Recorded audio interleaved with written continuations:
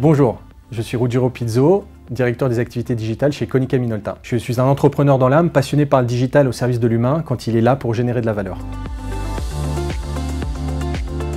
Alors une transformation digitale réussie, c'est comprendre qu'avant tout, c'est un projet humain. C'est de comprendre que l'information qui est contenue dans les flux documentaires et dans les flux d'informations sont pertinentes et peuvent apporter de la valeur ajoutée à l'utilisateur. La transformation digitale, c'est un peu comme un facteur de minerai. Si on l'exploite et qu'on le raffine suffisamment, on va pouvoir apporter la bonne information au bon moment aux bonnes personnes. Et ça, c'est un capital essentiel pour faire fonctionner une entreprise. Finalement, l'enjeu, c'est d'être capable d'exploiter la moindre information dans le moindre document comme une aide à la décision.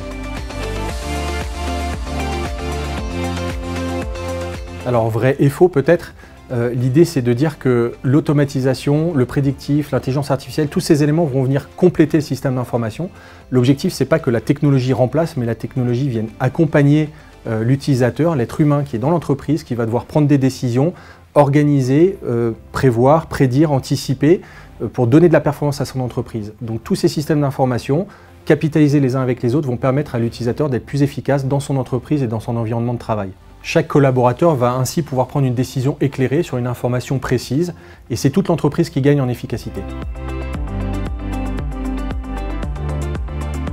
Alors la valeur ajoutée de Konica Minolta, c'est bien évidemment des professionnels qui ont plus de 20 ans d'expérience dans l'accompagnement d'entreprises dans leur transformation digitale. À ce titre, ça va leur permettre d'apporter énormément d'expérience au profit des projets de nos clients.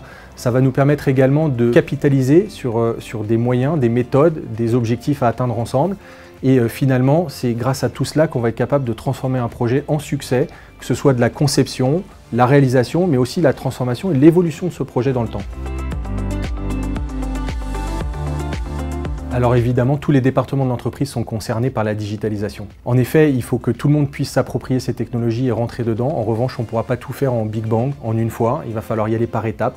Il faut que les utilisateurs puissent s'approprier, changer les réflexes, s'adapter à ce nouvel environnement de travail pour progresser tous ensemble.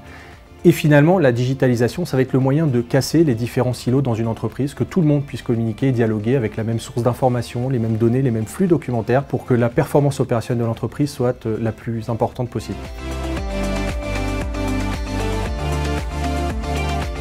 Alors pour illustrer les bénéfices pour un DRH, je vais vous parler d'un client que nous accompagnons depuis quelques années maintenant dans leur transformation digitale.